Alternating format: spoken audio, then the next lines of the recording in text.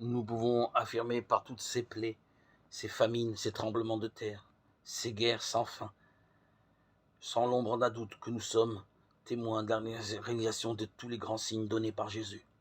C'est là une preuve supplémentaire que la Bible a vraiment été inspirée par Dieu. Aucun humain n'aurait pu prédire si longtemps à l'avance les événements qui se dérouleraient en notre 20e siècle, 21e siècle.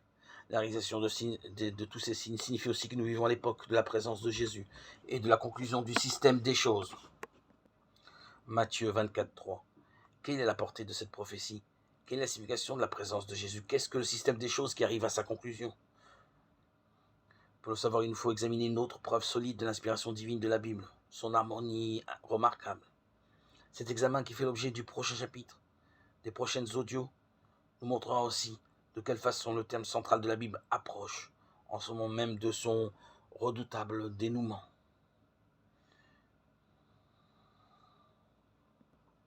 Imaginons une bibliothèque de 66 livres écrits en 3 langues différentes sur une période de 1600 ans, par quelques 40 hommes habitant plusieurs pays, issus de milieux divers. Ces rédacteurs possèdent chacun leur propre personnalité et des talents particuliers.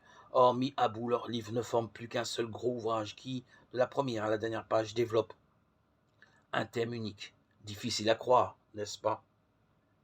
Pourtant, la Bible correspond tout à fait à cette description.